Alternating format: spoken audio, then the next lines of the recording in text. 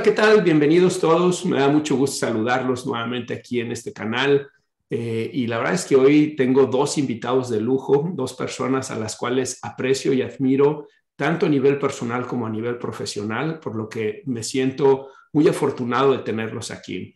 Estoy hablando del doctor José Luis Calderón Mahfoud y del doctor Sebastián Galán, quienes los dos son psicólogos. Uno se dedica más al ámbito clínico, otro más al ámbito industrial u organizacional, y ambos también se dedican a la investigación, tienen publicaciones en revistas científicas, libros, y tengo el honor de colaborar con ellos en algunos proyectos de investigación que estamos haciendo y que espero próximamente los podamos ver publicados para compartirlos con todos ustedes. El día de hoy vamos a hablar de un tema que a los tres nos parece muy pertinente. Es el tema del individuo y la sociedad en la época actual. Como ustedes saben, pues hemos estado viviendo 2 años verdaderamente turbulentos, complicados, y sin duda esto está afectando al individuo en su psicología, en su desarrollo emocional, y creemos que es conveniente poder aportar un análisis desde la psicología sobre cómo está el individuo y cómo está la sociedad en la época actual. Pero bueno, antes de seguir con eso, quiero pedirle al doctor Sebastián Galán, si puede, por favor, platicarnos un poquito de él, decirnos, Sebastián, quién eres, qué estás haciendo, que la gente te pueda conocer. Yo te conozco, sé la extraordinaria carrera que tienes, pero si pudieras, por favor, presentarte un poco para que la gente conozca de ti y de tu trabajo. Muchas gracias, Mario. Sí, claro. Bueno, pues actualmente estoy de jefe del Instituto de Investigación y Posgrado de la Facultad de Psicología en la Universidad Autónoma de San Luis Potosí. Yo estudié licenciatura, maestría y doctorado en psicología, y actualmente hago una maestría en psicoterapia sistémica. Empecé investigando, investigando cuestiones de trastornos alimenticios. Me analicé, supervisé estas cuestiones que se requieren en el psicoanálisis, y luego en el doctorado me fui a la psicología social. Y ahora, bueno, pues estaba en lo sistémico, interesado siempre en aprender cuestiones clínicas, ¿no? Y tengo, por lo mismo, 8 diplomados, de los cuales 3 son enfocados a la clínica desde una perspectiva sistémica: parejas, familias, violencia, adicciones, deconstrucción de la masculinidad y elementos ya otros, ¿no? Hasta filosofía, literatura y cine, administración, cuestiones como variadas, ¿no? Que al final convergen pues en lo que hacemos ahora como investigadores. Tengo dos libros de poesía, y bueno, hace 2 años publicamos un libro sobre autolesión, y actualmente está por salir uno de psicometría desde la teoría clásica y diferentes investigaciones que hemos hecho al respecto. Básicamente, bueno, estoy ahora en el Sistema Nacional de Investigadores de nivel 1, y la mayor parte de mi producción tiene que ver con esas construcciones de pruebas, con las últimas 2 publicaciones que hicimos. Una tiene que ver con la construcción de una cámara de Gesell digital en tiempos ahora de pandemia, ¿no? Cómo migramos a partir de investigación a acción, y las recomendaciones que se hacen a clínicos que querían migrar, aunque hay algunas cuestiones ya publicadas. No había el trabajo como si fuera cámara de Gesell, ¿no? Sino esta parte de distancia. Y la última que enviamos está más relacionada con el terrorismo romántico. Entonces, esa sería como un intro. Oye, Sebastián, sin duda eres una persona, pues, que tienes una capacidad, digamos, creativa, intelectual, muy, digamos, con una gran, diría, única, ¿no? En el sentido de que eres alguien que te has metido en distintos temas y además te has metido en ellos y lo has hecho bien, ¿no? Por ejemplo, nos hablabas ahorita acerca de tus 2 libros de poesía que tienes, y por otro lado nos hablas de todo el trabajo que has hecho en el área de la investigación y cómo ahora eres SNI 1, ¿no? Y bueno, lo que no dijiste es que además has ganado un premio estatal de poesía, ¿no? Entonces, me gustaría preguntarte un poquito si no tienes inconveniente sobre esa parte, el tema de la poesía y la psicología, si estás trabajando digamos, en la intersección de la poesía y la psicología. ¿Cómo ves tú la relación de estas dos? Porque fíjate que cuando te escucho hablar desde la poesía y cuando he tenido la oportunidad de leer tus poemas, viene mucho a mi mente algo que Carl Gustav Jung decía, y él consideraba que los mejores psicólogos de la historia eran poetas y no necesariamente psicólogos, porque él tenía esta idea de que los poetas tienen una capacidad para comprender la profundidad humana de una manera, digamos, única, de una manera especial. ¿Cómo ves tú? ¿Ves que hay estás trabajando en esa interrelación entre la psicología, la poesía? ¿Cómo ha sido para ti Más o esa parte? menos, digo, está interesante esto que dices. En algún momento sí trabajé unos textos del psicoanálisis, ¿no? Y la sublimación. Para mí la poesía siempre digo que fue mi primer terapia, porque si no hubiera llegado yo a escribir y publicar, no hubiera llegado después con el psiquiatra psicoanalista con el que fui. Es decir, me hubiera matado antes de llegar a terapia, ¿no? Entonces, para mí ese vínculo y esta parte que a lo mejor veremos ahora de lo social, el poder saber que hay algo dentro que a otra persona valora y que tú puedes arrojarlo, ¿no? Pues fue como muy interesante arrojarlo en tinta. Por ahí tengo un poema que eso dice, ¿no? Dice que se hagan coágulos de tinta por doquier y que el poeta se salve, ¿no? Pero lo que sí, aunque no de manera directa, pero sí indirecta, tengo ahora una tesista que está ya por titularse, donde estuvimos trabajando realmente juntos, ¿no? Muy, muy, muy, de verdad, muy, muy inmiscuidos. Nos reuníamos una vez por semana a leer entrevistas que hizo artistas y nos surgió en el diálogo un concepto que es como alternativo a la cuestión de la sublimación psicoanalítica que denominamos confirmación autopoyética. Y bueno, bajo la regla que siempre tengo en la investigación, digo, si se nos acaba de ocurrir, nos pareció genial, alguien ya lo publicó, y sí, en 2016 alguien lo publicó, pero lo hacía desde la teoría y no desde la evidencia empírica. En este caso, fue las entrevistas las que nos llevaron a este concepto, que es cómo el arte permite a la persona confirmarse de manera autogestionada, autopoyética, y la confirmación como algo que da cabida o estructura al ser, ¿no? Entonces, cuando te desconfirman, que ya lo hablaremos más adelante hoy también, o te desconfirman, están acercándote a la locura, porque están diciendo que tú no ves la realidad, ¿no? Y cuando tú te confirmas, es cuando le das cabida a eso que tú percibes, a eso que tú eres, y el arte permite esto, permite, bueno, desde esta tesis, ¿no? Nos llevó la misma tesis a este concepto y a decir, ok, lo que están haciendo estos artistas fue buscar algo que les permitiera confirmar quiénes son y que valían, que eran una persona valiosa, ¿no? Entonces, pues, si bien no es propiamente con la poesía, sí entrevistó este estudiante, Vera Delgadillo, entrevistó a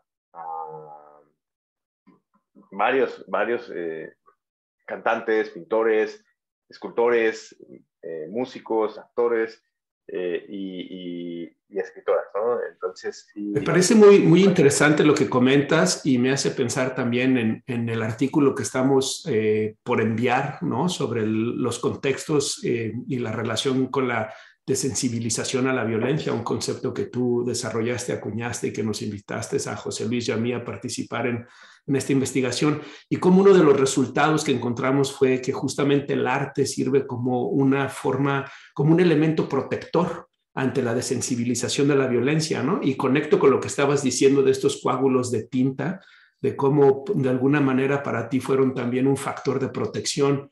Y encuentro que hay como un paralelismo en tu historia y mi historia, porque cuando era joven pensaba que mi vocación era la de ser escultor.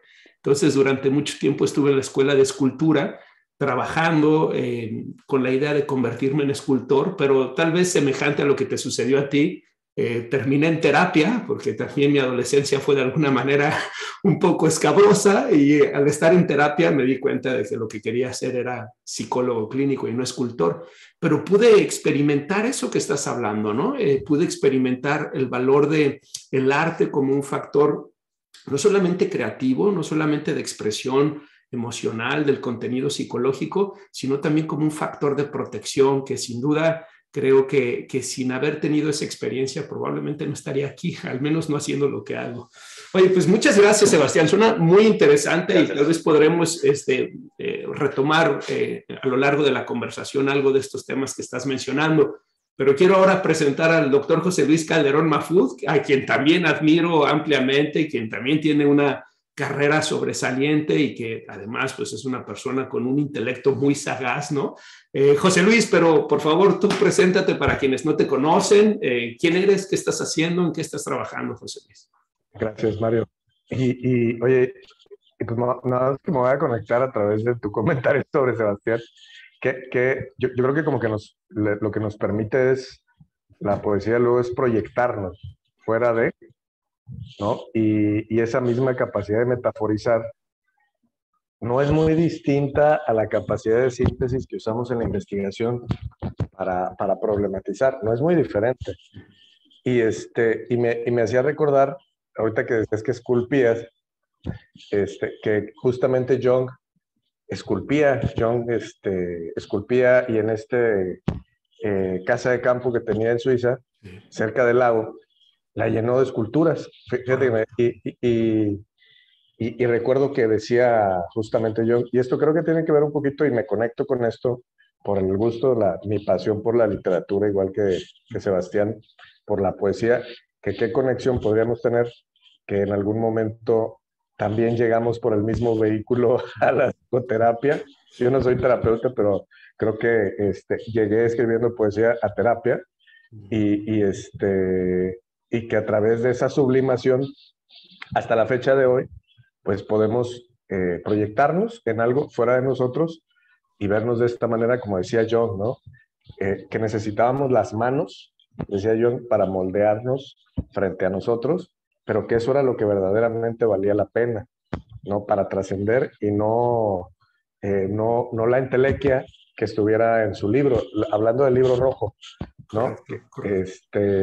Y bueno, pues por ahí me parece, perdona que te interrumpa, pero me parece muy pertinente lo que dices, porque justamente él se va y se recluye en este lugar que él construyó con sus propias manos, por cierto, que además tiene un componente, digamos, mandálico, la forma en que lo construyó, y va y se refugia ahí después de su ruptura con Sigmund Freud, en donde él cae en una depresión profunda, y justo lo que tú dices, a través del arte, tanto la escultura como la pintura, la escritura, empezó a proyectar todo ese contenido inconsciente y él termina diciendo, eso es lo que me mantuvo a flote, eso es lo que hizo que no me matara a mí mismo, ¿no? Entonces creo que tal vez hay como un elemento ahí que necesitaríamos plantearnos cómo podemos estudiar ese componente no solo creativo, sino de protección, incluso terapéutico del arte, desde una perspectiva psicológica, ¿no? Yo creo que podemos abundar mucho sobre él. A mí me gusta mucho referirme a ese tema porque pienso en el componente motor que nos permite interactuar con el mundo, y parece que ya me estoy adelantando a este tema de individuo y sociedad, pero es a través de nuestra motricidad de dibujar, de pintar, de escribir, de trazar, o de nuestra capacidad de simbolizar, o a veces de cocinar, ¿por qué no? O de hacer un mandala, como decías tú, ¿no? En donde podemos reconstruir un poquito la realidad que tenemos alrededor, más allá de abstracciones académicas o academicistas, y podernos ir como sintetizando. Entonces, y lo digo también por mi interés particular en este tema de la digitalización, pero bueno, lo dejo para más tarde. Bueno, pues ya me presentaste, soy José Luis Calderón Mahfoud, yo soy psicólogo, y a mí siempre me atrajo la psicología de las organizaciones. Estudié psicología, hice una maestría en desarrollo organizacional, y a mí me interesaba mucho ser muy diestro en ese campo, y dediqué algún tiempo a formarme en diplomados en temas de seguridad industrial, en aquellos aspectos que en su época eran modas, como calidad y otras aplicaciones de cambio organizacional, y en sí aquellas que iban permitiéndome como estar actualizado. Mi maestría la hice en desarrollo organizacional, pero mi tesis de investigación sobre cultura y satisfacción laboral fue como el inicio de tratar yo de irme a la academia a entender desde otro punto de vista lo que yo hacía profesionalmente. Y me costó mucho trabajo, y yo siempre voy a recordar los consejos de Sebastián en Morelia, cuando llegamos al propedéutico del doctorado, y cómo cambiar mi foco me permitió hacer una tesis sobre cómo se adaptaban las personas a su contexto sociocultural en las organizaciones de cualquier tipo, y lo que esto tenía que ver con la forma en que se vinculaban con el otro. El compromiso es lo que me permitió explicarlo. Hoy estoy retornando a ese tema a través de la idea de la pertenencia y el significado. Aunque aún estoy definiendo cómo lo voy a abordar, dirijo mi propia firma de consultoría, y esta parte siempre va a ser muy importante para mí. Algo que creo que me apasiona, me gusta mucho hacerlo, es tratar constantemente de buscar, teorizar, metaforizar, sintetizar lo que la evidencia científica produce para solucionar problemas cotidianos, pero grandes e importantes para las personas que trabajan, y que les representan mejorar su bienestar, ser más ágiles como grupo humano para tomar decisiones que les beneficien a todos, y en suma, mejorar su cultura. Es algo que hago constantemente, y que creo que es como mi patio de recreo. Trabajo no solo en la investigación, sino en la consultoría, desarrollando formas de cambio organizacional que permitan desanquilosarse y afrontar este tipo de circunstancias como de la que vamos a hablar hoy, y que tienen que ver particularmente con los cambios tan súbitos y repentinos que estamos viviendo, no solo ideológicos, sino sociales, y que imponen a un grupo de personas que ya hizo pautas de comportamiento y formas de vinculación que le resultaban exitosos, pues les imponen un reto a resolver para mantenerse vigentes, y a veces para sobrevivir o hacer que sobreviva su medio de subsistencia, además de que sea saludable mentalmente para todos. Trabajo por pasión y deporte capacitando, y también pues, soy profesor en la Universidad de Colima. ¿Tienes un libro publicado también, Claro. José Luis? ¿Nos pudieras hablar un poquito de tu libro?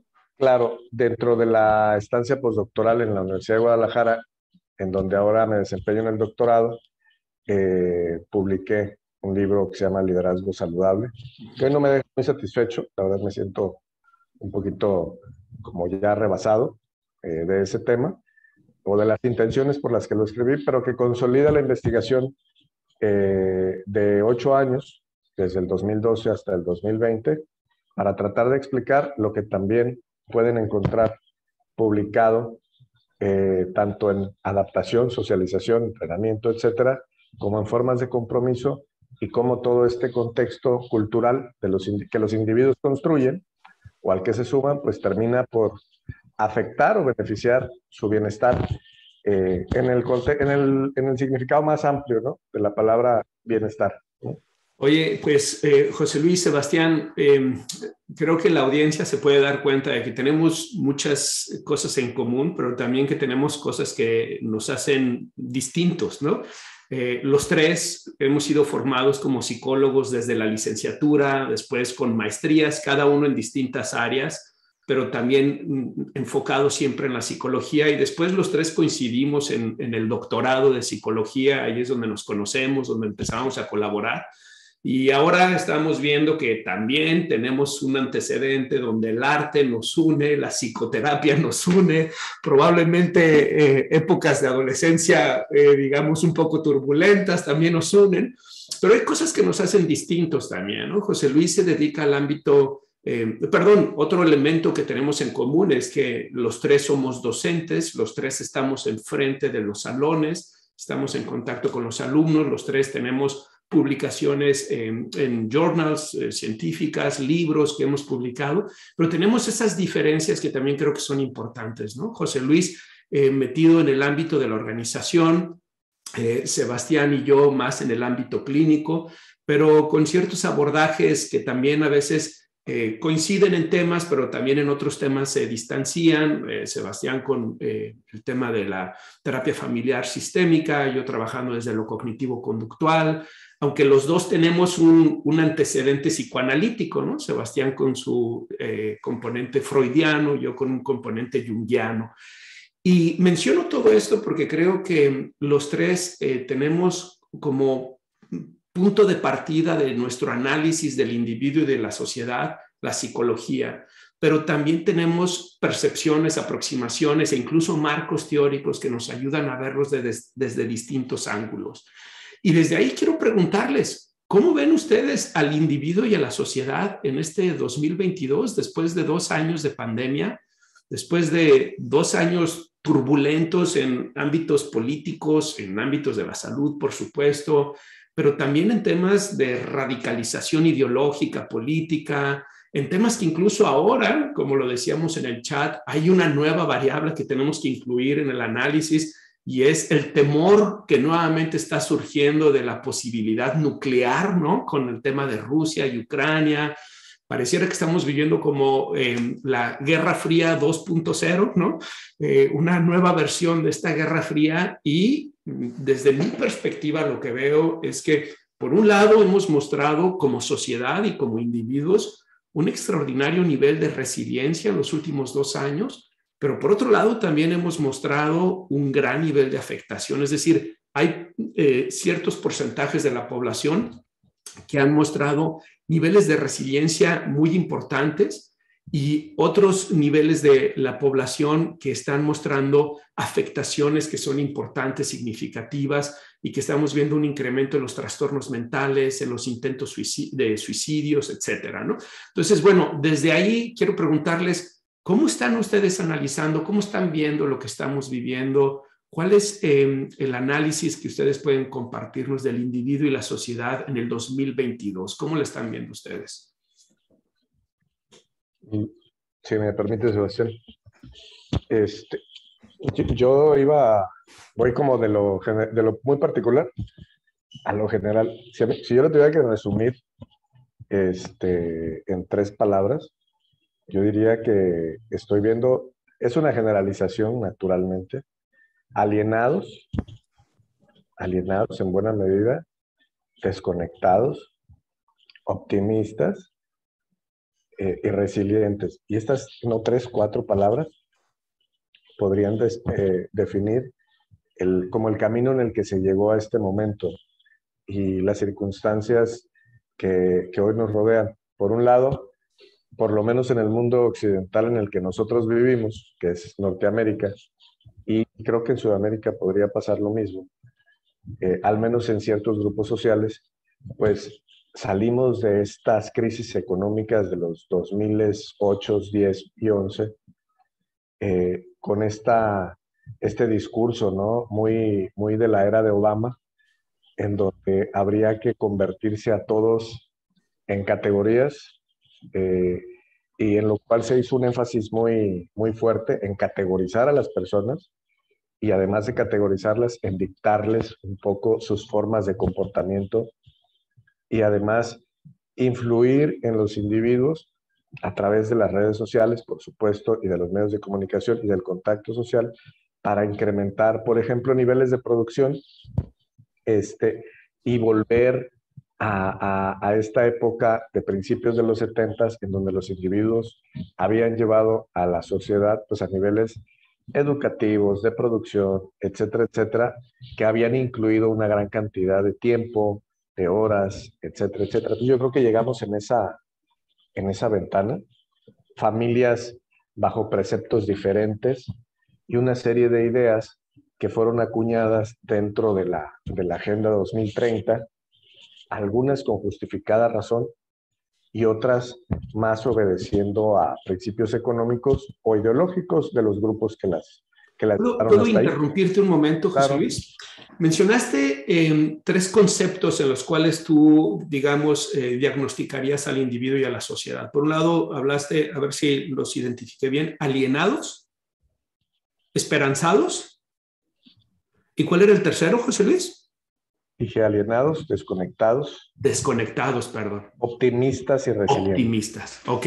¿Pudieras decirnos desde qué perspectiva tú los ves o nos ves alienados? Porque me parece que es difícil poder salirnos del análisis del individuo y la sociedad y no vernos a nosotros mismos como parte de esa situación. ¿En dónde nos ves alienados? ¿En dónde nos ves desconectados? ¿En dónde nos ves optimistas? Es que yo pienso que... Y si no hay una contradicción ahí entre alienado y optimista. No lo creo. Lo que pasa es que el optimista se acaba de pinchar el globo la semana pasada, pero había todo este discurso encabezado por gente como Harari, ¿no? Que vivíamos en la gran era del bienestar, ¿no? Y otros, ¿no? Martin Seligman. Pues Seligman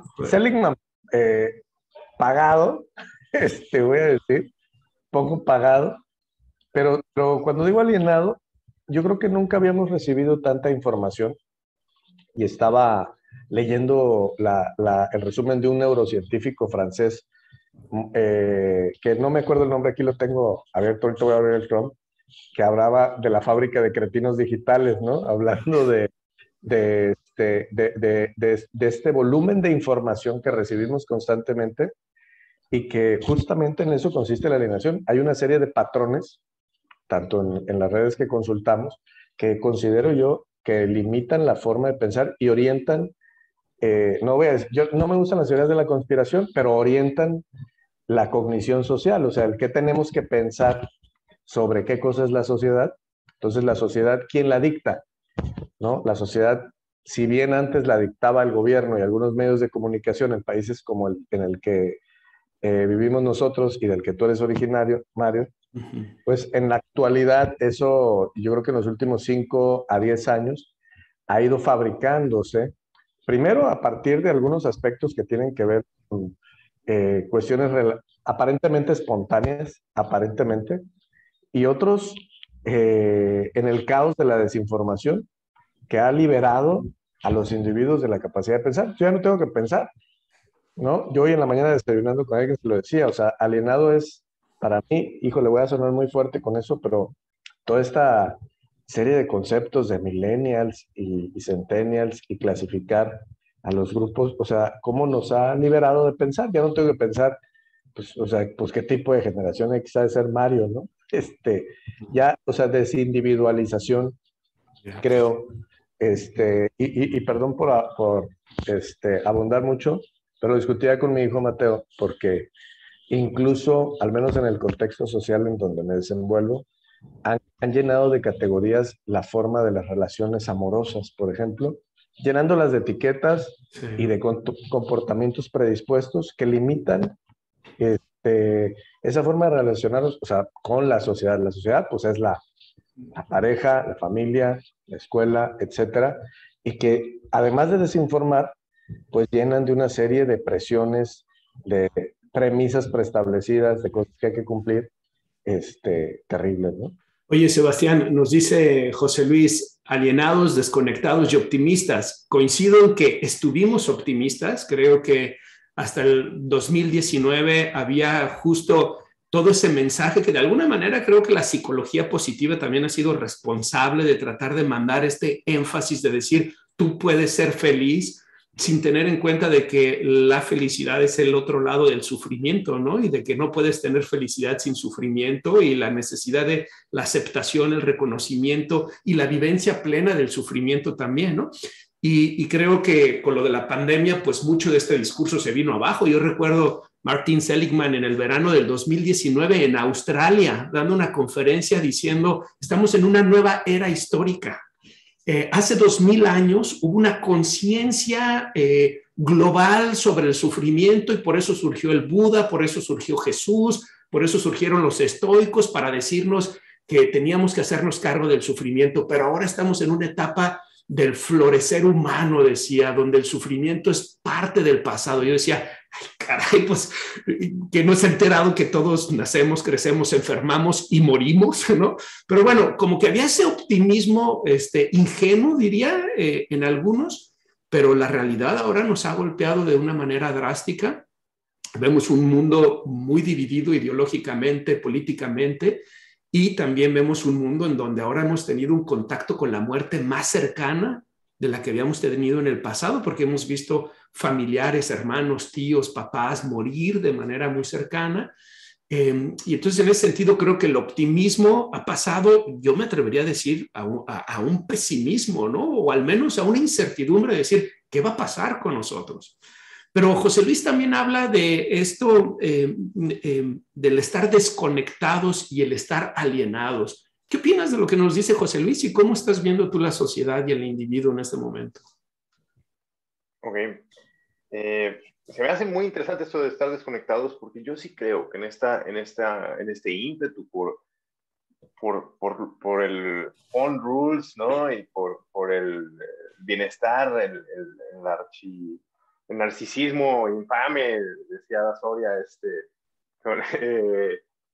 de alguna manera nos hemos perdido o vemos dificultades cada vez más en la clínica de personas que no pueden conectar con otras personas, que no saben cómo, o el extremo, ¿no? Que esperan que la otra persona se sacrifique para ellas, ¿o sí?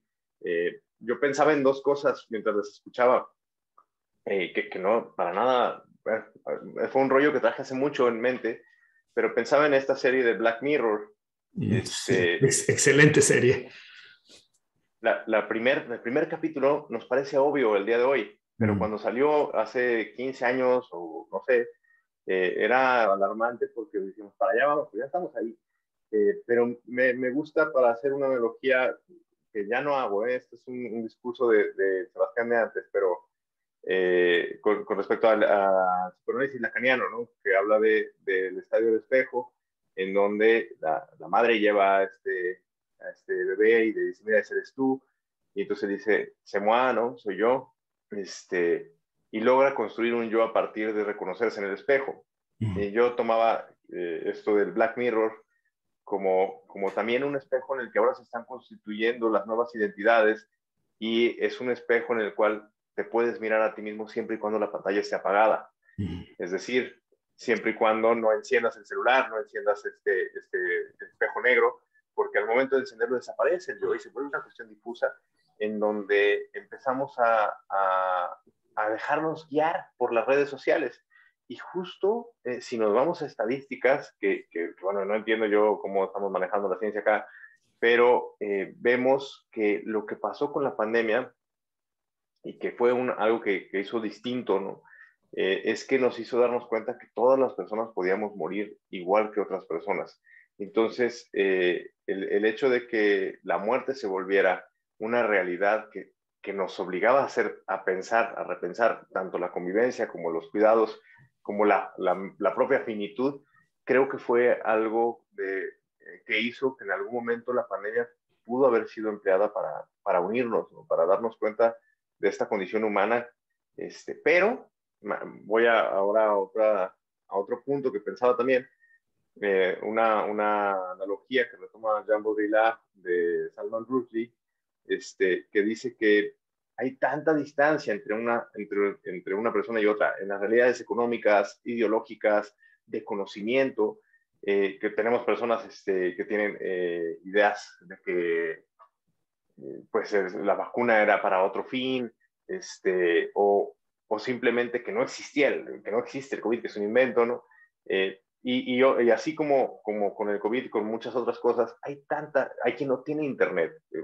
Eso es una cosa muy importante, porque hay quien no tiene internet. Y en este sentido, damos por hecho que la realidad que estamos viviendo mediática es generalizada, y vemos que no, que hay personas que viven todavía sin internet y sobreviven, ¿no? Entonces decía él que la diferencia era tan grande entre una persona y otra, que era en esta sociedad, ¿no? Que era como ir en un avión, ¿no? Y si hay tanta diferencia que en cualquier momento se siente que si alguien rompe algo, te vas a ser jalado hacia el vacío. Bueno, y diríamos, perdona que te interrumpa, Sebastián, no solamente entre distintos grupos de personas, pero lo mismo puede ser con nosotros mismos. Algo que yo les sugiero a mis pacientes cuando me visitan es que hagan un comparativo entre su estado emocional en el momento en que ellos llegan y una propuesta, un experimento que les sugiero que es salte de las redes sociales por 2 semanas y a las 2 semanas compara tu estado emocional y ve si tú estás experimentando o no alguna mejoría o no por esa exposición que estás teniendo a las redes sociales, al contenido mediático que constantemente estamos teniendo. Y algo que es muy interesante es que la mayoría, los que se animan a hacerlo, porque la verdad es que pareciera que hemos generado una conducta adictiva muy fuerte a las redes sociales y a los dispositivos, pero quienes se animan a hacerlo con frecuencia me dicen, en realidad lo que estoy experimentando es un bienestar que tenía mucho tiempo que no lo sentía. Creo que tanto lo que tú estás apuntando como lo que José Luis está apuntando es que estamos viviendo en una época de mucha información, donde estamos bombardeados constantemente de información y no sabemos qué hacer con ella. Si tú te metes a Twitter, ¿no? Y empiezas a bajar un poco tu pantalla, vas a ver probablemente 20 temas distintos en menos de un minuto. Y toda esa información está llegando al sistema, pero no sabemos qué hacer con ella, no sabemos cómo procesarla, pero está generando una respuesta emocional, ¿no? Entonces, me parece muy interesante lo que estás diciendo porque existen 2 realidades paralelas y de alguna manera ese era el mensaje de Black Mirror, ¿no? Existe la realidad digital en la que estamos constantemente bombardeados por las redes sociales y los medios de comunicación y existe la realidad que no es digital, la realidad personal, la realidad de la interacción día a día, en donde la mayoría de las personas estamos bien y no estamos tan mal. ¿Vas en ese sentido, Sebastián? Sí, por supuesto, ¿no? ¿Cómo vamos construyendo una realidad a partir de lo que dictan los medios? Creo que esta forma de dictadura digital es muy importante porque además sí tiene un algoritmo, es decir, justo hablábamos, o lo hablamos tiempo antes, ¿no? En este mismo grupo discutíamos, no grabado, ¿no? Pero sobre cómo hay un sesgo de confirmación, porque el algoritmo hace que creas que todas las personas creen igual que tú, viven igual que tú, piensan igual que tú, o te muestra lo que quieres ver con lo que te quieres enojar. Pero a fin de cuentas todo el tiempo está confirmando que tu postura es la adecuada y esto genera esta ilusión. Yo estoy bien y los demás están mal.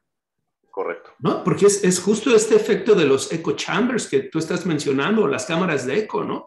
Si nos ponemos a pensar en lo que sucedió en el 2021 aquí en Estados Unidos, por un lado con el tema de los Black Lives Matter y por otro lado con el tema de las personas que tomaron el Capitolio porque no querían que Biden tomara poder, sería imposible pensar eso sin Twitter y sin Facebook, sin esos echo chambers que han ido generando la idea de los buenos y los malos, nosotros y ellos, y que de alguna manera nos están alejando ideológicamente, políticamente, de formas que a mí me parecen peligrosas, porque veo que tanto la izquierda como la derecha están generando nuevas manifestaciones que recuerdan a manifestaciones que tuvimos en el siglo XX y que fueron bastante peligrosas con esa radicalización, ¿no?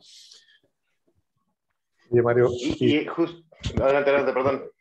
Perdón, Sebastián, pero me quedo con ese tema de la desconexión. Digo, qué ironía que hablar de sociedad para nosotros signifique hablar de redes sociales. Qué ironía y que ocupe tanto tiempo, porque en sí para mí es una cárcel, ¿no? O sea, son prisiones con el espejo negro, como dice Sebastián, frente a nosotros. Son prisiones que nos condenan ahí a estar. Y creo que en ese sentido, o sea, ¿a qué costo podemos asumir esta idea? Incluso asumirla es peligroso, de que esa es una realidad. Es parte de la experiencia cotidiana del individuo, ocupa la mayor parte del día de todos nosotros, pero de eso a que queramos afirmar que eso es lo que construye la realidad, yo creo que ahí hay un debate sobre el cual podríamos partir. Si esa realidad construye la sociedad realmente, o sea, construye la cognición de un individuo en su vida cotidiana, totalmente sesgado y prefabricado, como dice Sebastián, por los algoritmos que nos encarcelan ahí a lo que nos gusta escuchar. a la ropa que nos gusta comprar, o incluso, como muchos sugieren, a la última llamada que tuvimos en el teléfono y que inmediatamente nos pone una venta en la red social o en el Google. Pero de eso, ¿a qué costo deberíamos respetar la idea de que la sociedad es eso? ¿No? Bueno, lo que pasa es que viene otro elemento más ahí que me parece que resulta de gran importancia, ¿no? Y es el tema de la libertad, el tema del libre albedrío, el tema de qué tanto nosotros somos seres verdaderamente libres en nuestra toma de decisión o qué tanto nosotros somos resultado de todos esos elementos que están influyendo en nuestra cognición, en nuestra percepción y en la forma en que entendemos el mundo, ¿no? Es decir, cuando ves un chico que apoya una idea política, ya sea de derecha o de izquierda, ¿qué tanto es su idea? ¿O qué tanto solamente es el resultado de estos echo chambers que estamos hablando? Y que él está creyendo hacer un acto de libertad al ir a manifestarse por esta causa que está manejando, pero en resultado, pues en realidad puede ser resultado de esta serie de influencias. Tenemos una tendencia a la imitación como especie que es sumamente potente, ¿no? Y creo que las redes sociales lo que han hecho es hacer uso de esa tendencia a la imitación y que de alguna manera está impactando nuestra libertad. Claro, que ahí estás diciendo la tendencia a la conformidad, ¿no? Que es esto que está probado y que es muy importante tener en cuenta siempre en esto que vemos y en esto que vivimos, ¿no? Porque de pronto sí hay formas de coerción, de movimiento que viene y que formas también extremas que escuchamos y que, bueno, creo que viene al caso mencionar como el social ranking de China, ¿no? Que ahora ya este capítulo de la tercera temporada de Black Mirror otra vez, ¿no? Sobre las estrellitas y la evaluación, así como en Uber, pues ya es una realidad ahora en las personas, ¿no? Entonces, de pronto, si tú no haces lo que se espera que hagas, entonces recibes menos puntos. Y estamos hablando entonces, pues de algo que probablemente ya pasa o va a pasar en otras sociedades, que es, bueno, ya Uber nos evalúa también, ¿no? Y si se te pasaron las copas, si te llevó el conductor, le caíste mal, pues a lo mejor ya el que sigue no te quiere levantar, ¿no? Y esto es importante porque cuánto realmente se puede proponer, cuánto realmente se puede crear de conocimientos científicos si nos quedamos en la profesión, ¿no? O lo mismo bueno, creo que ha sido uno de los asuntos sociales muy importantes, ¿no? Que tanto coartamos la libertad, la realidad de una persona si le imponemos un modelo normativo. Entonces, si bien pareciera que estamos en una época en donde está habiendo cambios, también creo que estamos viviendo una época con otra normatividad y es importante pensar que estas normatividades, estos mandatos de género, le llama Marcela Lagarde, pues empiezan a mutar y empieza a haber nuevos mandatos, pero siguen siendo mandatos, ¿no? Sigue habiendo un acomodo social que también impone formas. Entonces, y con las redes se vuelve, lo que va a decir Lipovetsky, una cultura mundo. Entonces ahora ya no hay una cuestión de mexicanos, sino ya es una cultura mundo, dice Lipovetsky. Fíjate, Sebastián, a mí me parece que hay un elemento que José Luis apuntaba en su comentario introductorio que me parece que es sumamente pertinente, y es el tema de la desaparición del individuo. Es decir, las ideologías que estamos viviendo, las redes sociales, las formas de hacer gobierno, están encaminadas a un tema de masificación, ¿no? De comportamiento de masa. Y pareciera que dentro de esto estamos perdiendo el elemento del individuo, el desarrollo del individuo, la forma en cómo el individuo puede desarrollarse y de alguna manera presentarse ante la sociedad como tal, como individuo, como alguien que es indivisible, como alguien que no es repetible, ¿no? Pero en cambio las redes sociales nos están generando una falsa ilusión porque tú puedes poner tu fotografía en tu red social, ¿verdad? Tú puedes presentarte con tus publicaciones, pero al final somos resultado de estos echo chambers que estamos diciendo. o cuando vemos el discurso político, en donde es un discurso político en donde nos está hablando de factores exclusivamente sociales, pero no nos está hablando del individuo, o donde vemos el manejo mismo de la pandemia, que ha sido un manejo, digamos, del grupo, ¿no? Pero no a nivel individual, donde incluso los médicos han perdido su capacidad de tomar decisiones individualizadas con respecto a lo que es conveniente para cada paciente y han tenido que someterse a decisiones gubernamentales de cómo tratar una enfermedad. A mí me parece que estamos ante ese peligro, ante esa amenaza de que el individuo desaparezca poco a poco y que lo único que importa es el grupo al que perteneces, ¿no? Acá en Estados Unidos está el tema de si eres latino, si eres afroamericano, si eres blanco, si eres LGBT. Es esta que le llaman el identity politics, ¿no? Como las políticas de identidad, y el individuo desaparece. Y me parece que las redes sociales y las políticas están haciendo uso de eso y que el individuo se está perdiendo ahí y que por eso estamos en gran medida viendo el incremento en los trastornos mentales y también el incremento en el deseo del suicidio, porque al final yo no soy un grupo, yo soy un ser humano, soy un individuo que necesita una relación con otros seres humanos, con otros individuos. ¿Qué piensas, José Luis, de lo que estamos compartiendo? Fíjate que me venía a la mente el tema de la inteligencia artificial, ahorita que hablabas de esto, y de cómo he venido escuchando tres cosas. He venido escuchando largamente sobre como este evento así chiquito, esta experiencia de un chico, una chica que tienen 16, 17 años y que abrumados porque no tienen tantos likes o seguidores en Instagram, se deprimen profundamente y se devalúan a sí mismos. Me lo han contado incansablemente y mi mente de 46 años a veces no puede entender lo absurdo que es. Para mí lo es y lo real que es para ese chico. Pero del otro lado, ahorita que hablabas de los médicos, el papel que está teniendo la inteligencia artificial en la mayor parte de las personas a través de la construcción de algoritmos, incluso para dictar recetas médicas, como todos lo que hace Watson, ¿no? Esta computadora de IBM, y otro tipo de circunstancias, han pasado a crear la cultura. Me parece que mucho de lo que está ocurriendo es que están creando lo que es cultura. Patéticamente, en México se ha reproducido esa cultura de la que hablaba Lipovetsky, Sebastián, ¿no? Y esta categorización que parece creada por Festinger, ¿no?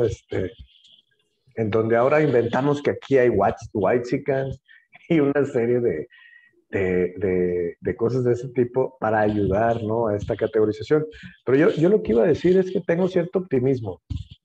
En mi clase, tengo una clase de psicología de la infancia y mis estudiantes, todas mujeres, se mostraron asqueadas la semana pasada frente al abuso de los dispositivos electrónicos y de toda esta proliferación de ideologías. Y muchachas muy jovencitas, de 19 años probablemente, criticaron y cuestionaron. Y yo es en donde tengo un poco de optimismo y alguna esperanza, pues de que todo ese camino hacia la desindividuación, pues también tenga algunos atajos que nos permitan como reconstruir, ¿no? Este contacto del que hablabas, Mario, ¿no? Oye, José Luis, quiero volverme a lo que comentabas de lo incomprensible que es para ti el hecho de que los jóvenes se obsesionen con el tema de las redes sociales, los likes y los comentarios que ellos están obteniendo. Y pensaba, ¿por qué te resulta tan difícil o tan incomprensible? Si lo ves desde la perspectiva de lo que estamos hablando y cómo el individuo se está encontrando en la vida real, aislado, ¿no? Estamos viendo una fractura de las familias, estamos viendo una falta de convivencia social constante, cara a cara. Los últimos 2 años se la han pasado frente a una computadora.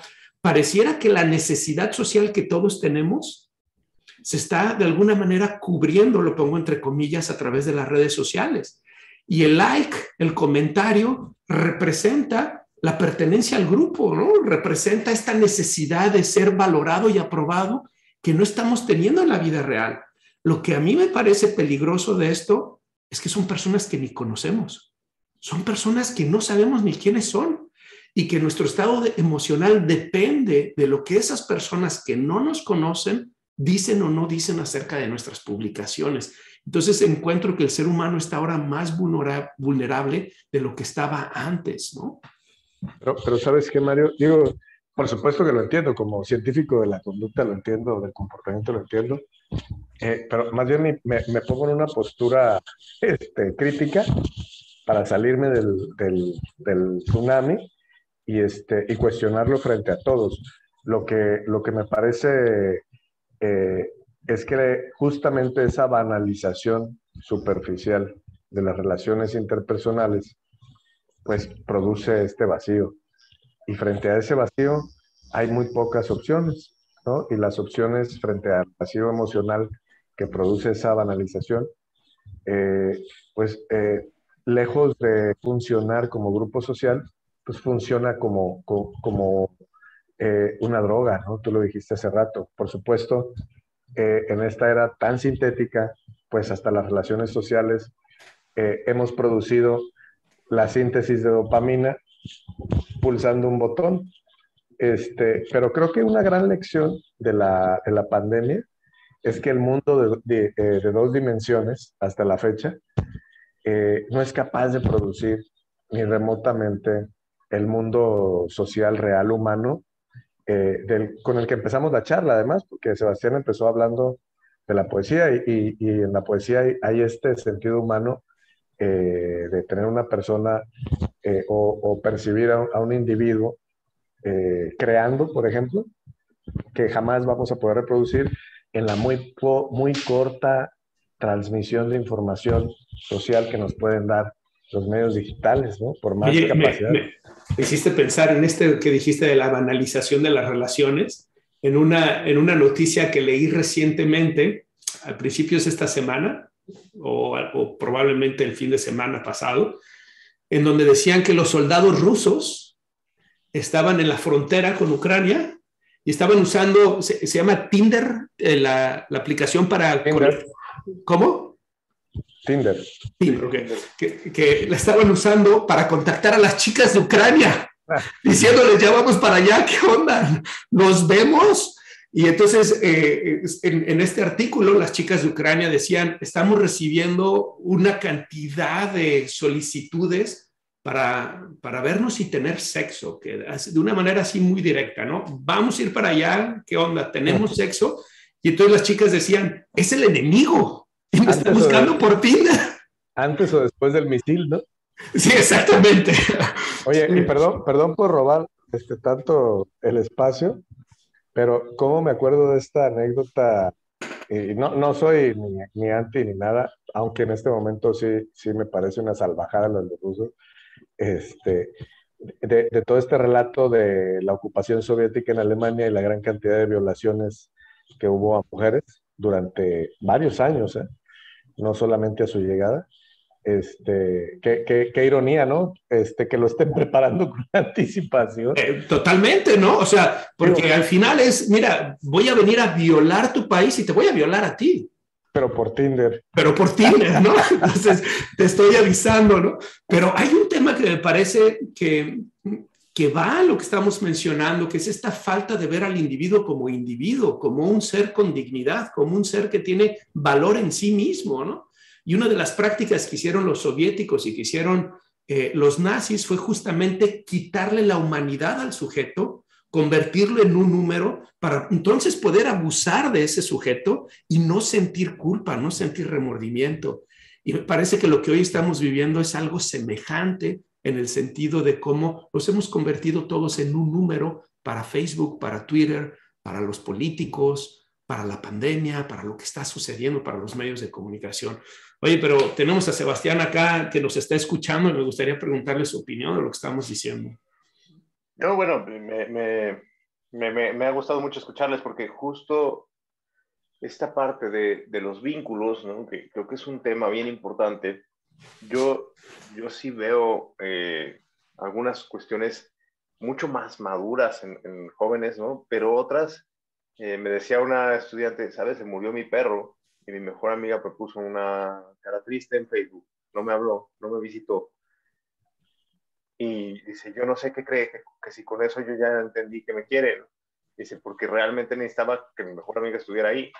Dice, y esa no es una comunicación. Y sí, genera este falso espejismo de creer que estamos conectados y que con un like la otra persona ya está en contacto contigo emocionalmente. Y el asunto es que justo ayer un InDriver, un Uber, me decía que él cuando estuvo en la pandemia, dice, pues sí, me podía conectar, dice, me podía conectar todos los días, me conectaba con mi familia, pero no sabes qué terrible soledad sentí al estar 3 semanas en encierro sin poder tener contacto con mi familia. Dice, llegó un momento en que incluso empecé a sentir que era una fantasía que tenía familia. Y yo, órale, te estabas despersonalizando, ¿no? Dice, claro, dice, porque no sabes lo que se siente, no saber si vas a vivir o no todos los días.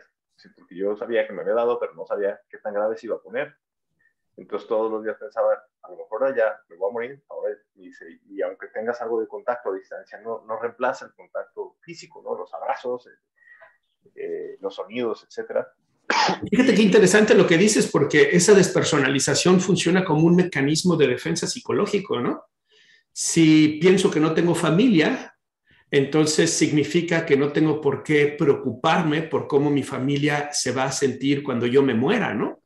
Y entonces de alguna manera eso me evita tener una experiencia de angustia, digamos, de un tipo de angustia existencial entre el ser y el no ser, entre el que estoy vivo y voy a morir y lo que va a pasar con los que se van a quedar detrás de mí, ¿no? Y esta idea de la anestesia, eh, no me acuerdo dónde la leí, pero alguien planteaba pues justamente esta idea, ¿no? Parece un mundo bastante anestesiado y que usa también sus formas de contacto para anestesiarse de lo que ocurre alrededor. Pues tiene una prerrogativa. Yo me voy a mover tantito a mi campo. Toda esta corriente de pensamiento que transformó el espacio donde la gente trabajaba y que promovía, que incluso que la autoridad tenía que ser buena y carismática, y arrastrados en esa ola los padres también buenos, ¿no? Porque los padres malos hacen mal. Hablo de todo el siglo XX y la transformación de lo que creíamos de la autoridad y de la paternidad, eh, en, en, en esta idea de cobrar sentido y mantener vínculos positivos, hoy, en este momento, como una forma de vinculación entre las personas, por lo menos en el medio del trabajo, o el de las organizaciones, y todos estamos en alguna, considero ya ha perdido todo tipo de referencia. Eh, la idea, la prerrogativa es mantener conectados a los individuos, no importa el sentido que ellos obtengan de ahí, y ya prácticamente importa menos que también puedan sentirse o mal se puedan sentir. Mientras los principios se mantengan de una autoridad positiva, etcétera, etcétera, estaremos cumpliendo.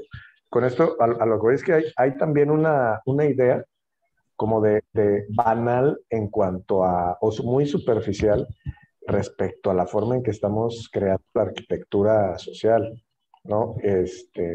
Y la pregunta tendría que ser, ¿cómo llegamos aquí? Es decir, ¿por qué? Creo que los tres coincidimos en que estamos viviendo una época en donde el individuo está desapareciendo, en donde se está generando esta masificación, esta identidad de grupos y no la identidad individual. Y creo que los tres coincidimos en que las redes sociales, la forma de hacer negocios, la forma de hacer política, la forma de hacer sociedad está contribuyendo a ello. Pero la Oye, pregunta es, Mario, ¿cómo llegamos ahí? y les hago Y una algo que, pregunta. Me sí, gustaría hacerles una pregunta. Yo que convivo en medios en donde se pretende que incluso la cultura organizacional sustituya a la de la familia, ¿qué piensan ustedes de que la desindividuación haya acompañado al cambio en la idea de familia? Bueno, es que yo tengo una hipótesis que quiero compartirte, compartirles a ver qué piensan ustedes, ¿no? Si ustedes se fijan, creo que venimos arrastrando al menos 100, 150 años en esta tendencia y creo que ahorita estamos viendo como la cúspide de eso. Y esto lo comento desde una perspectiva psicológica, pero lo que yo veo es que ha habido un proceso de cambio de estructuras tanto cognitivas como sociales que nos han llevado a esta desindividualización que estamos mencionando. Y creo que la primera de esos cambios tuvo que ver con el papel de la religión y la tradición. La religión y la tradición de alguna manera se había convertido en la cosmovisión en la que tanto el individuo como la sociedad se orientaban con una serie de principios morales, de lo que está bien, de lo que está mal, de conductas. Y lo que sucede es que hay un momento en donde como humanidad, o al menos en el ámbito occidental, hay un cuestionar de por qué la religión y la tradición tendría que ser esos parámetros, esos marcos que de alguna manera orientan al individuo y a la sociedad. Y empieza poco a poco, probablemente desde la Revolución Francesa, ¿no? Empieza poco a poco esa degradación de la religión y de la tradición. Y entonces hemos querido de alguna manera sustituir eso con perspectivas políticas, ideologías políticas, con teorías científicas. Creímos que la razón y la ciencia nos iba a proveer de todo lo que íbamos a necesitar, pero ahora incluso estamos viendo que no ha sido ya solamente la pérdida de creencia en la religión y la tradición, sino que la gente incluso está dejando de creer en la política y dejando de creer en la ciencia. Porque justo lo que hablábamos al principio del tema de las vacunas, etcétera, tiene que ver también con esta parte de que la gente ya no se siente confiada en que la ciencia y la razón nos va a proveer todas las respuestas. Y a mí me parece que hay un tema muy interesante, porque una vez que tú quitas esas dos estructuras que le dieron marco de orientación al individuo y a la sociedad, la religión y la tradición, por 4,000 años, 2,000 años al menos en el mundo occidental, ¿con qué se queda? Hay un vacío y ese vacío se está tratando de llenar con distintas formas que, a mi parecer, nos están llevando a una perspectiva nihilista. No sé qué piensan ustedes de esto. A mí me gustaría pensar que más bien está surgiendo una nueva forma de convivencia. Es decir, justo ha habido muchos movimientos que hablan de estas personas que no estaban dentro de esta estructura social dominante, es decir, no estaban consideradas, ¿no? Muchos movimientos de minorías que están reclamando un lugar en la sociedad y que de momento están sacudiendo la manera en que pensábamos las cosas, y yo creo que después va a venir un momento donde digamos que tenemos que aprender a convivir de otra forma, porque si yo por ejemplo, hablabas de la Segunda Guerra, ¿no? Si yo creo que tú eres mi enemigo y que no eres persona, te puedo matar, ¿no? Eso también ha pasado en las fronteras del norte. Y bueno, pues justo hablabas de Black Lives Matter, y es como muy importante decir, pues claro, todas las vidas, esto dice Judith Butler, todas las vidas deberían de ser grievable, no sé cómo decirlo en español, pero como todas las vidas deberían de generarnos este duelo, todas deberían de ser importantes y no tener unas por encima de otras. Creo que en ese sentido viene una época en donde se quisiera pensar, ¿no? El lado optimista, pero una época en donde vamos a decir, ok, entonces, si tu vida, tus creencias, como una especie de interacción que permita ver que la convivencia es el punto clave, que este respeto profundo por terceros o cuartos, por coexistir, va a ser esto que sobrevenga. Sin embargo, ahorita pareciera justo una batalla campal, ¿no? En donde todas las personas quieren tener la razón y creen que la tienen, pero que automáticamente tener la razón le quita la razón a la otra persona. Me gustaría indagar un poco más lo que estás diciendo, Sebastián, porque me parece sin duda muy interesante y creo que es una propuesta que hemos venido escuchando probablemente por los últimos 15, 20 años, de decir, vamos a vivir en un mundo sin jerarquías, un mundo horizontal, un mundo en donde la convivencia es lo que va a permitir el florecer humano, ¿no? Pero yo me preguntaría desde esa perspectiva, ¿quién va a dictar qué es lo correcto y qué es lo incorrecto? ¿Cuáles van a ser esos principios o esos elementos que van a orientar al individuo y a la sociedad?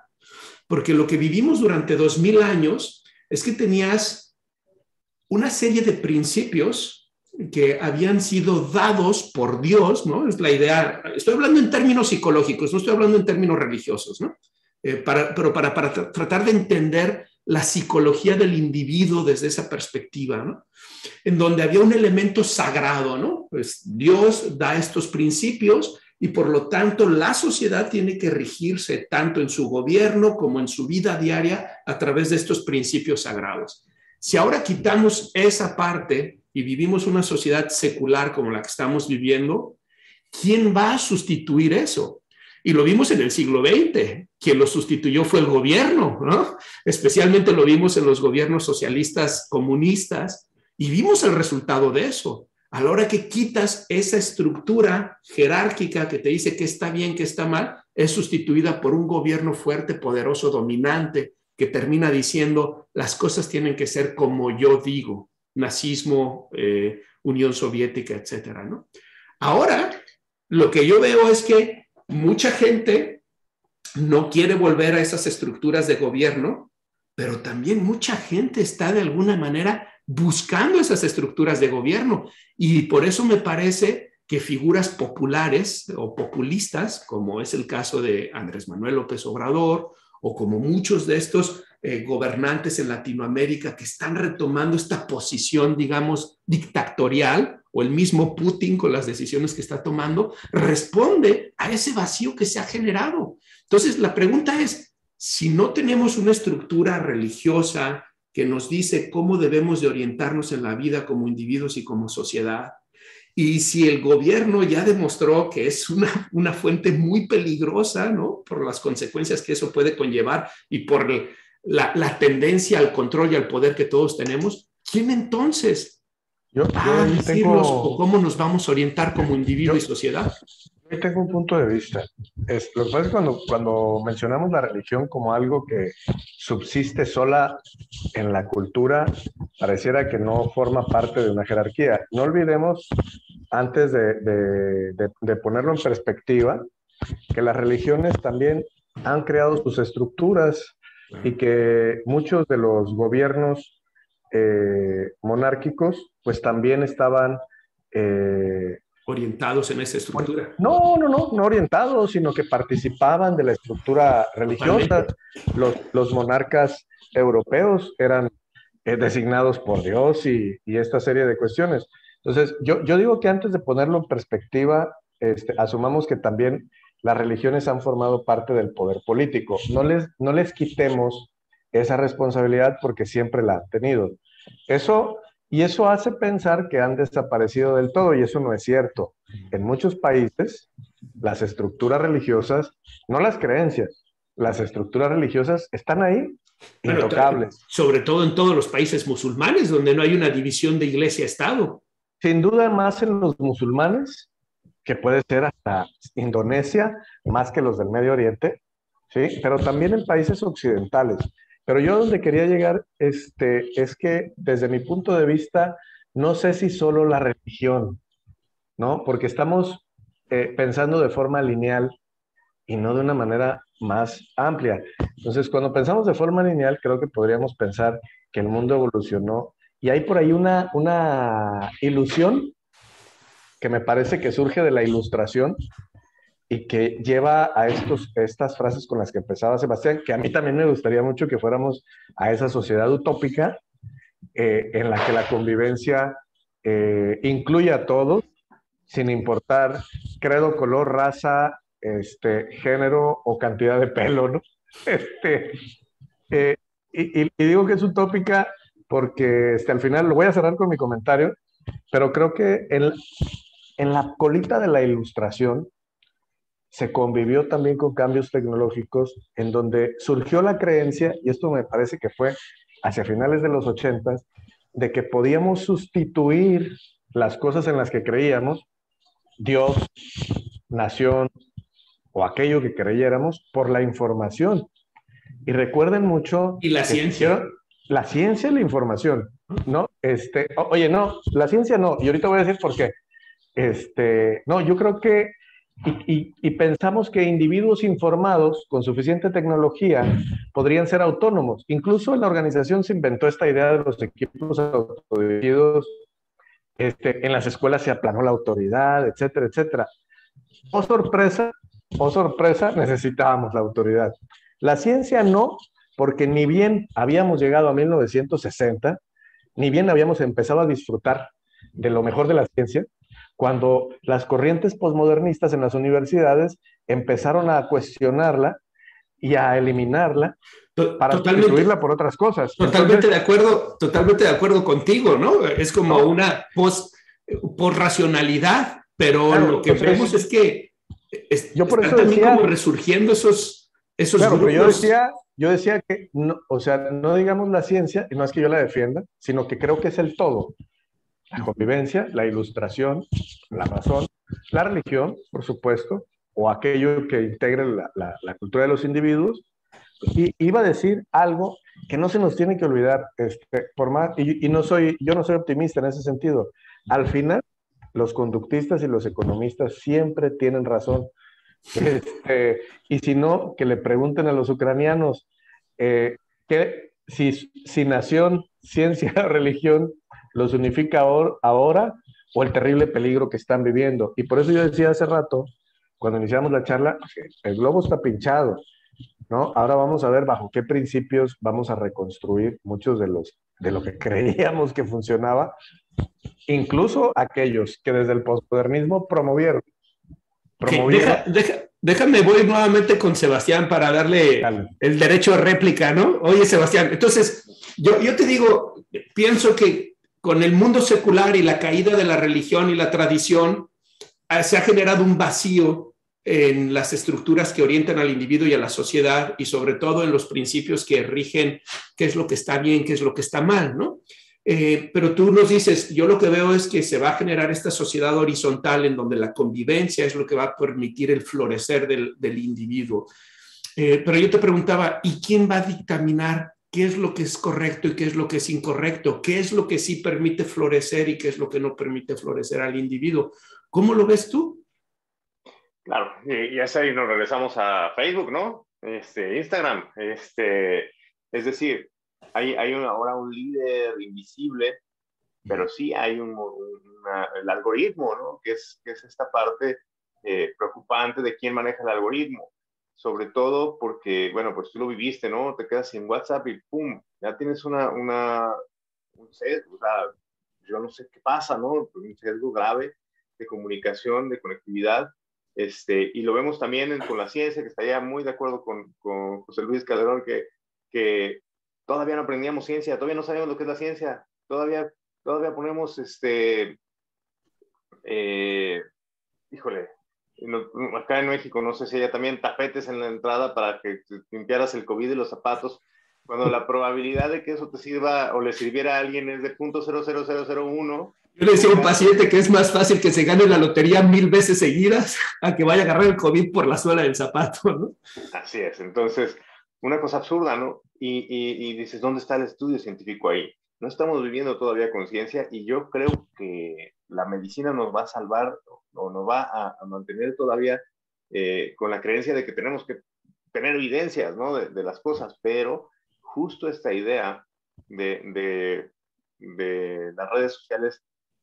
Ahora, no hay que dejar de pensar que es también, perdón, ahí diferiré de ti, Mario, pues si pensamos en la Santa Inquisición y si pensamos en muchos atropellos que se hicieron con base a religión, tampoco era como que se siguieran los ideales que se pretendían. Por supuesto, y no estoy diciendo que fuera un paraíso terrenal, ¿no? Pero lo que trato de decir es que había un consenso en el mundo occidental de que había una serie de disposiciones que el individuo y la sociedad debería de estar orientado hacia allá. Que ni el individuo ni la sociedad los cumplía, de acuerdo, pero ahora ya no tenemos esa orientación, ¿no? Entonces, ¿quién lo va a sustituir? Al algoritmo, ¿no? Fíjate, pensaba en esta nueva vinculación que quisiera yo que se gestara, ¿no? Pero volvemos a esta parte estamos hablando desde ese mismo sesgo de confirmaciones donde vemos que, por ejemplo, tú dices, pues, ¿dónde está el acuerdo, no? Pero pensemos que el mundo intelectual, que las tres personas que estamos hablando aquí somos doctores que dicen de los privilegios, y es verdad. Hablamos desde una realidad que vemos en las universidades. Pero las universidades en México son el 10% de la población. Es decir, el otro 90% no se está cuestionando nada de lo que estamos diciendo acá y no está viendo este cambio cultural, vamos a decir, ese 90% sigue siendo sumamente católico, sigue siendo sumamente tradicional, siguen teniendo expectativas de hace, que para nosotros son de hace muchos años. Es decir, vivimos también en diferentes épocas a la par, y esto es importante. Yo no sé si puedo coincidir contigo plenamente en eso, o si tal vez hay un tema geográfico que hace que esté teniendo una percepción distinta, porque lo que yo veo acá en Estados Unidos es que la participación en las iglesias va en caída drásticamente, y eso es verdad para la iglesia católica, protestantes, ortodoxas, etcétera. Y lo que creo es que va en aumento la secularización de la sociedad, donde ellos ya no se asumen como personas que se dirigen o se orientan a través de principios religiosos, ¿no? Déjenme diferir en algo. Por ahí Sebastián dice que nosotros vemos universidades. Yo no veo solo universidades, yo veo gente que trabaja en minas, por ejemplo, o veo gente que trabaja en el puerto y que es obrero, ¿no? Y veo gente que trabaja en la manufactura y converso con esas personas constantemente. Y déjenme volver al tema yo no veo nada más la secularización per se por un tema existencial. O sea, también hay un tema económico. O sea, si yo trabajé esta semana los turnos de la noche y mi turno incluía un viaje de 30 minutos a 1 hora para volver a mi casa, y esto sí es la mayor parte de la población, ¿no? Y de todos modos no me alcanza para mantener a mi familia y tengo que tener otro empleo. O sea, ¿qué religión ni qué 8 cuartos? O qué convivencia familiar ni qué 8 cuartos, o lo que quieran. Vamos a hablar de la fatiga, de la interferencia familia-trabajo y de algo elemental. La productividad en México en los últimos 2 años, en Estados Unidos subió el año pasado, en el primer trimestre de la pandemia, Mario, subió casi el 10%. Desde 1971 no subía tanto la productividad. En México hubo un alza enorme. Eso significa que trabajamos más horas. Entonces, volviendo a lo que estábamos comentando, ¿no? Si ya no son las estructuras religiosas las que orientan al individuo y a la sociedad, entonces ahora lo que orienta al individuo y a la sociedad es el algoritmo y la parte económica.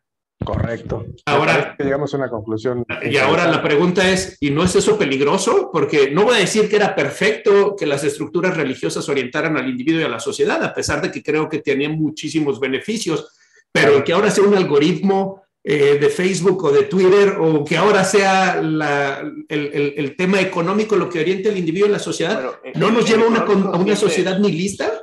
Oye, pero el algoritmo lo que pretende es vender. El algoritmo vende publicidad, ¿no? El algoritmo vende clics.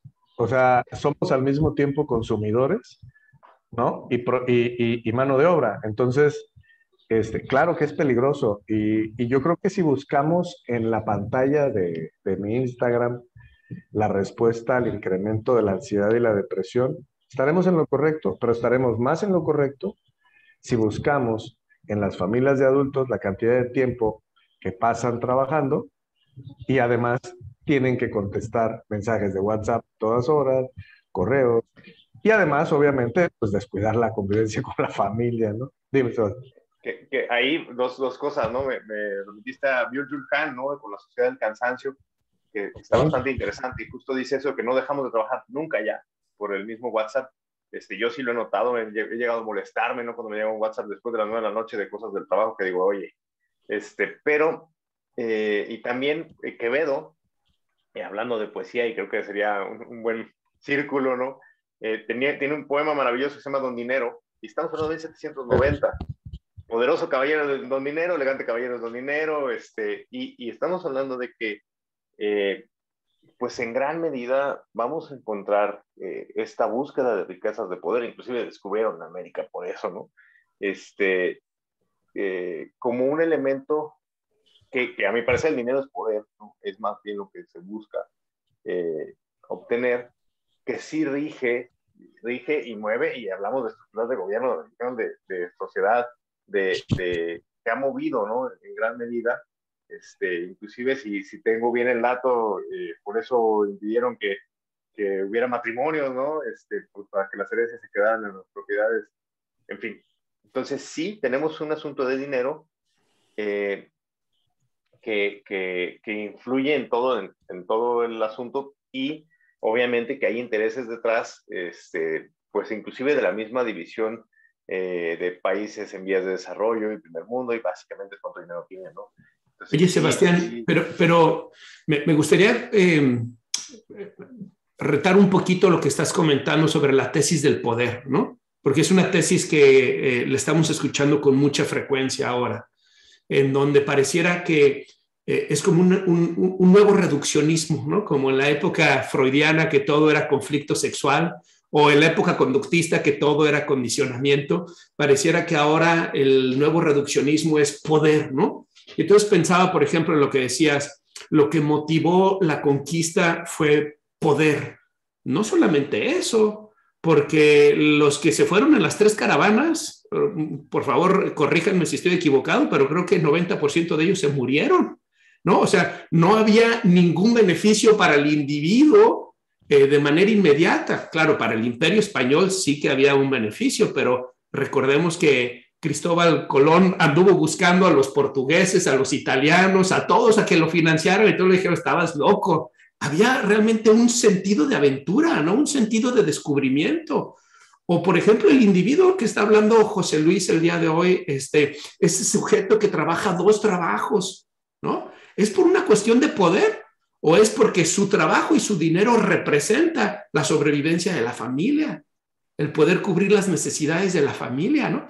Entonces, me pregunto si hay algo más en la motivación humana que el poder, ¿verdad? Pensaba yo en el sentido macro, ¿no? En el individual, por supuesto que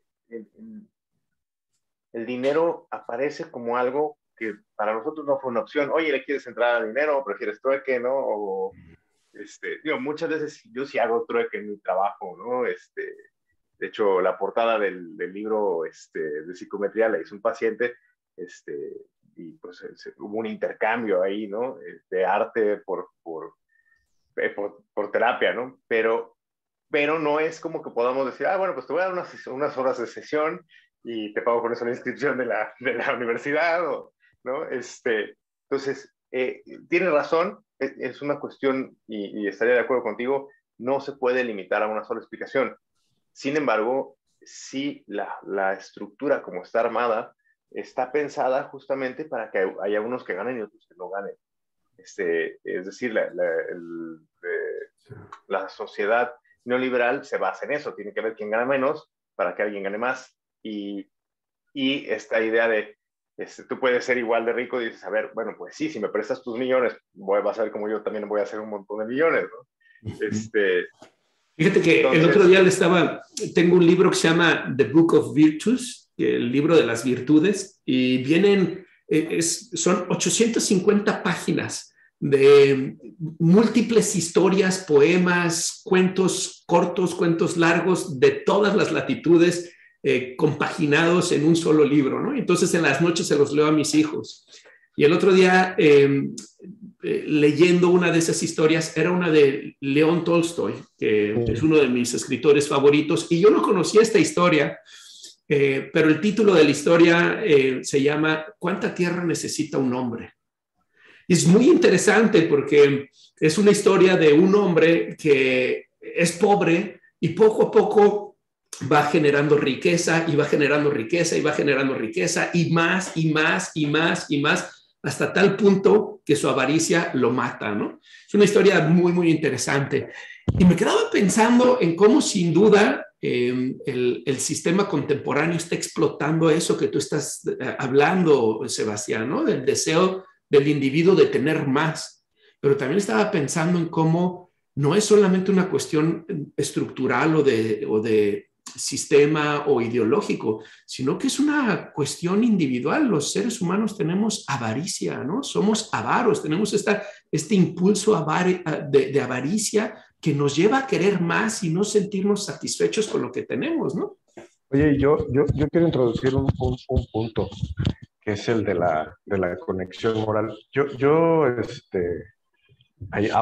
Ahora se lo propondría también a Sebastián. Sí, yo difiero mucho y muy profundamente de la idea de que si elimináramos las estructuras de poder tal como existen ahora, el bienestar sería introducido prácticamente automáticamente. Aunque lo estoy haciendo una síntesis caricaturesca de un comentario que deberíamos ampliar, Sebastián. Este, pero sí diría que difiero de eso, pero fíjense que hay algo de lo que no difiero. Ozark, Bandura y Zimbardo hablaron de la conexión o de lo que llamaban moral disengagement. Sí. Y ahí es en donde querría introducir ese tema. Yo prefiero explicar, entre otras formas, a través del tema económico, de la arquitectura social, Sebastián, también, pero también desde el punto de vista situacional, en condiciones, hablando de individuos que hacen bien o hacen mal, ¿no? O de cómo obramos, a partir de Dios, a partir de la ciencia, a partir de qué. Y creo que obramos a partir de la arquitectura de la sociedad. Individuos están en presencia de la ausencia de normas eh, frente a líderes mezquinos o negligentes que promueven la ruptura justamente de las reglas de convivencia social. Es mucho más probable que promuevan individuos que se desconecten moralmente y que actúen mal en contra de otros. Hay una innumerable cantidad de casos y más allá de la ausencia, creo que la falta de un consenso social armónico eh, y equilibrado es justamente lo que va a producir esta idea de lo inmoral, ¿no? De lo malo, ¿no? De ese consenso social. ¿Puedes repetir esto que acabas de decir, por favor? Porque pareciera que estás dando la solución a lo que yo le preguntaba a Sebastián de qué va a sustituir, ¿no? Claro, decía yo, la ausencia de un consenso social, ¿no? Armónico, equilibrado, en el que se procure el bien común de los individuos.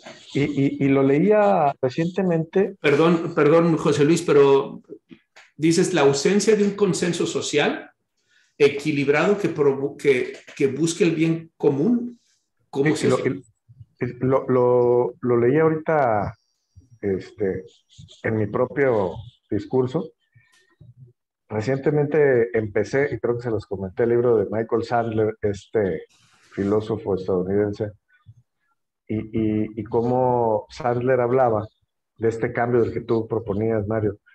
Y yo lo estaba contrastando contra lo de Pinker, ¿no? Por un lado, y me gusta mucho la propuesta porque entre ambos creo que sacamos un buen promedio, pero para ir al grano, diría que esta idea de bien común que nos planteamos, se planteó el ser humano occidental hace 200 años más o menos, en donde el bien común y el mérito iban a la par, es decir, tengo que construir, tengo que hacer para hacer, ¿no? Que en su máxima expresión es este neoliberalismo que pone en perspectiva Sebastián, pues también tiene un pie cojo, justamente tiene un pie cojo, tampoco lo podemos endiosar ni asumir que se trata de la panacea o la utopía, porque del otro lado planteaba Sanders y yo planteo pues que este contrato social, este consenso social, desde el punto de vista que un que podamos construir, no solamente el mérito de ser como la cultura, la religión, la estructura de poder manden, debería ser aquello que promovamos como la expresión más importante del ser humano, sino, tú lo planteabas hace rato, Mario, sino el hecho de que las personas valen o son valiosas por sí mismas, ¿no? Y que en el fondo es el planteamiento del humanismo, ¿no? A ver si te entiendo bien. Lo que tú estás diciendo es que la falta de consenso nos va a llevar a un punto de quiebra, donde vamos a tener que como sociedad replantearnos y llegar a, digamos, a un gran contrato social en donde podamos determinar qué es y qué no es a favor del bien común para que tanto el individuo como las sociedades se orienten hacia ese contrato social? Al revés. Eso yo creo que ya pasó. Esa fragmentación ya ocurrió, ¿no? Si me preguntan hacia dónde vamos, francamente yo no tengo ni idea, pero no hacia lo contrario, o sea, no hacia el consenso. Solo digo que de existir esa circunstancia, no hablo de la sociedad como una sola cosa, ¿no? Hablo de este grupo, de 3 personas, de mi familia, de tu familia, de mi universidad. Hablo de los grupos sociales, ¿no? Y esta condición, o sea, no de la idea abstracta de sociedad, porque me parece...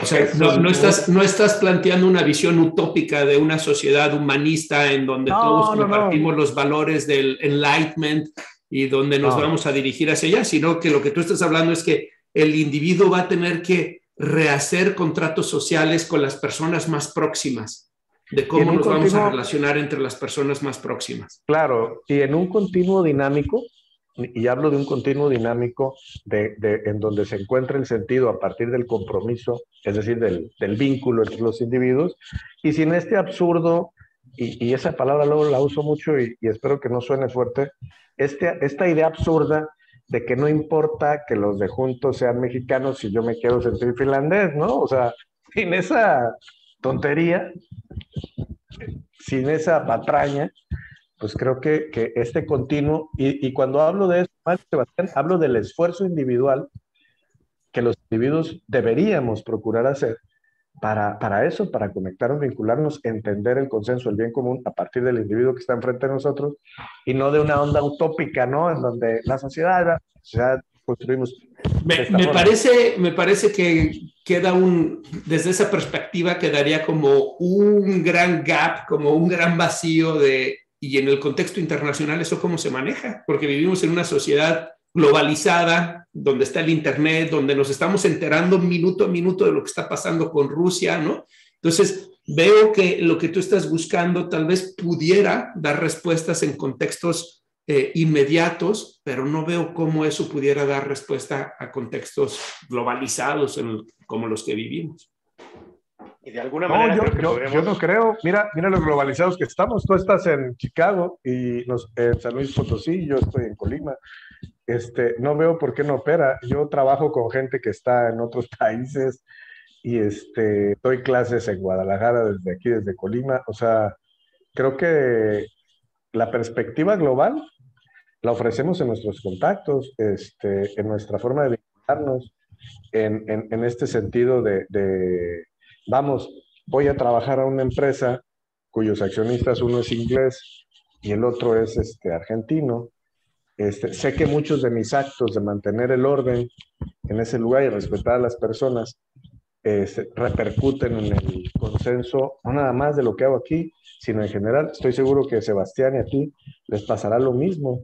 Creo que nuestra idea pues la verdad no vivimos aislados, ¿no? Los grupos se comunican y el modelamiento, la imitación que tú citaste como algo muy primigenio en nuestra especie, Mario, pues se extiende de forma positiva, creo, también a través de esta comunicación, de las redes sociales, de una llamada telefónica, o del simple hecho de saber que Sebastián respeta y promueve profundamente el sentido de comunidad que hemos mantenido antes que su propio punto de vista. Qué interesante, ¿no?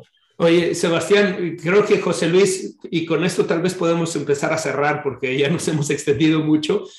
José Luis de alguna manera nos está dando su propuesta de cómo ayudarle al individuo y a la sociedad actual. ¿Cuál sería la tuya? ¿Cómo verías, cómo podemos salir de este hoyo en el que estamos metidos, nihilista, del manejo de las redes sociales, del manejo económico y de la desindividualización de la que hemos estado hablando? ¿Cómo ves tú la salida?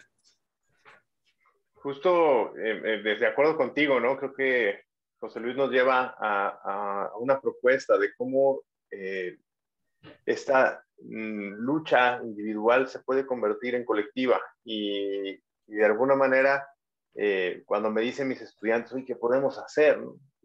Pues más o menos está sencillo, ni siquiera hay que hacer muchas cosas complicadas, es reconocer a las personas que se esfuerzan, las personas que tienen una buena convivencia, reconocer y no priorizar por encima al dinero o por encima como esa cuestión de dignificar los oficios y de dignificar el trabajo honesto, ¿no?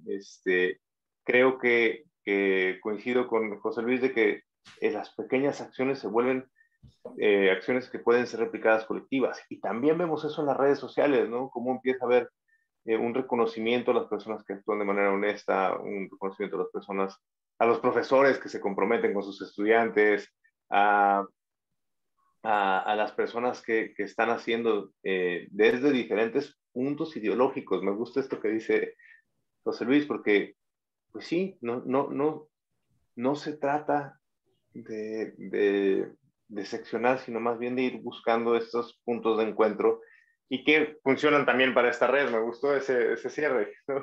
Oye, excepto, y esto lo debo decir porque me parece que hay que ser bien honestos y crudos, excepto cuando se acabe el agua. Cuando en tu comunidad, en tu ciudad ya ya no haya agua, cuando ya no haya recursos, cuando ya hemos contaminado demasiado, pues somos muy lindos, muy bonitos y tenemos una cultura ética muy sexy, pero va a ser el que gane. Oye, me recordaste un libro que escribió, ¿cuál era el nombre de este escritor de la Ciudad de México? Que se llama Ni una gota de agua. Y es un escenario en donde justamente plantea que la Ciudad de México se queda sin agua. Y entonces la crisis social que eso genera y la crisis del individuo y el individuo que necesita tomar acción y decisión de decir cómo voy a actuar ante esto, ¿no? Es un libro muy interesante que se los recomiendo ampliamente, lo disfruté mucho. No recuerdo el nombre del autor ahora mismo, pero ahorita lo voy a buscar. Sí. Ahí hay que ser Mad Max. Sí. Bien, fíjate, yo los escucho y yo tengo una perspectiva distinta de cómo podemos salir del meollo en el que estamos metidos, ¿no? Y creo que tiene que ver con lo que era el objeto de estudio original de la psicología. Y ese objeto original era el individuo, el desarrollo individual, ¿no? Y me parece que necesitamos preguntarnos cómo podemos generar individuos que sean resilientes, que sean competentes, pero que también sean individuos morales, ¿no? Desde la tradición de Alport, que venía hablando del desarrollo moral del individuo, y después que también lo retoman muchos otros autores en donde nos ayudan a ver cómo, por ejemplo, Kohlberg, ¿no? Que nos habla de los diferentes estados de desarrollo moral y la importancia que tiene el desarrollo del individuo, moralmente hablando, en su relación con la sociedad. Pero la pregunta que creo que está detrás de lo que ustedes proponen y lo que yo propongo es, ¿y quién va a decidir qué es bien y qué es mal? ¿Qué es lo que es correcto y qué es lo incorrecto? ¿Qué es lo que es moral y qué es lo que no es moral? Hablando. Y si es solamente el contrato social como ustedes lo están hablando, pues en el pasado el contrato social dijo que lo que estaba bien era la esclavitud. Y ahora hay grupos de contrato social que están diciendo que lo que está bien es la pedofilia. Entonces, me parece que nuevamente, una vez que hemos quitado estas estructuras que eran la tradición y la religión, que de alguna manera tenían un componente jerárquico que le decían al individuo, tú te tienes que someter a estos principios, nos hemos quedado con ese vacío. Y en ese vacío creo que hay un riesgo. Y el riesgo es de que si vamos a reducir lo que está bien y lo que está mal al contrato social, pues eso lo vimos a lo largo de la historia en el siglo XX con los comunistas. Bueno, pero también la religión es una sociedad, es decir, también sale de la sociedad. Es decir, Claro. habrá que ver qué dices, ¿quién toma esto? Pensé que, y hablando de esto que decían, de que no es lineal el asunto y de que no vamos evolucionando tanto, nos regresa a Platón y la República, ¿no? Estamos en esta misma discusión que Sócrates ahí va diciendo, bueno, ¿y quiénes son los buenos, quiénes son los malos, ¿no? ¿Y qué es la justicia? Y es muy importante lo que mencionas, porque creo que justamente lo que Sócrates y después Platón, Aristóteles y los estoicos promovían y que después el cristianismo lo retoma, es justamente el desarrollo de las virtudes.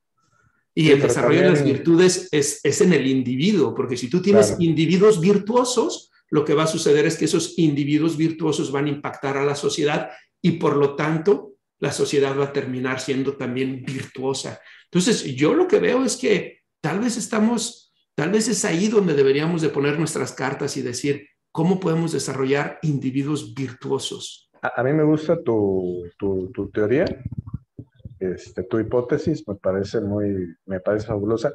Incluso, yo no caigo en esta farándula o sea, entiendo que hombres que hicieron la religión cometieron atropellos terribles, igual que lo hicieron los hombres de la Ilustración en su momento.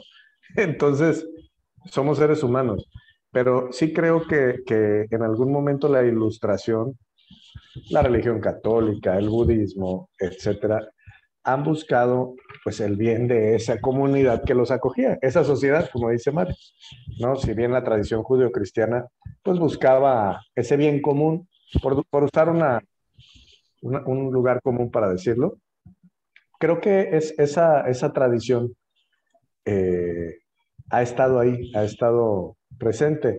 Y ahí yo dejaría un punto de fuga, nada más sobre una cuestión que les planteo. Si bien los individuos virtuosos nos van a sacar adelante de esta cuestión, que no se olviden o no nos olvidemos que las sociedades siempre se jerarquizan y que cuando se jerarquizan tienen poder y cuando el poder no tiene parangón, pues ocurre la desconexión moral y entonces individuos virtuosos terminan por cometer atropellos como si fueran villanos o verdugos y para más muestras la gran cantidad de gente que actuó, y por ahí hoy en la mañana veía el video, en la cárcel de Abu Ghraib, grandes muchachos con MMPIs sin códigos clínicos, pues en un contexto en donde las normas y el poder habían sido alterados, pues Es se que acabaron. creo que hay dos temas en lo que estás mencionando que es muy importante, ¿no? Y uno es que si algo me parece importante reconocerle a Freud es que señaló que uno no es amo de su casa, ¿no? Es decir, en el interior de nosotros existe todo aquello que vemos repugnable en los demás, existe en nosotros, a veces en potencia y a veces en realidad, ¿no? Y nadie está exento de la Claro. avaricia, del deseo de poder, del deseo de dominancia del otro. Pero lo Oye, otro y que tú, un planteamiento. Me autocuestiono, ¿no? Y también a ti, Mario, y a Sebastián. Yo sé que en algún momento la ciencia fue empujando fuera del foco a la religión y fue el debate de los empiristas, ¿no? De Descartes, del propio Descartes, de Spinoza. de acuerdo. El debate filosófico fue empujando fuera la religión. Como para alejar esta idea o la idea de Dios, ¿no? De la que hablaba San Agustín. Eso está ahí y seguramente fue una ganancia para muchas circunstancias del pensamiento humano. Pero yo, desde otro punto de vista, al haber empujado la religión fuera por completo de la vida de los hombres, me cuestionaría, Sebastián, también, ¿y qué tendría de malo de admitir esa otra perspectiva que nos ofrece la religión?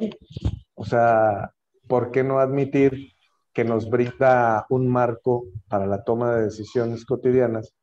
Y si en lugar de dejarle al algoritmo, ¿sí? Las decisiones difíciles o las cotidianas, las dejara en un no matarás, pues la verdad es que no tengo ningún problema con eso, ¿no? ¿Qué pasaría? O sea, ¿qué tendría de malo?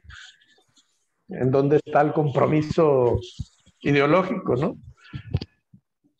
Es que no creo que hablemos de malo o bueno, sino simplemente, decía Germán Hesse en un libro que se llama Mi Credo, este, que siempre que nos acercamos a una sociedad, a un grupo donde hay más personas, y hablaba de la religión, ¿no?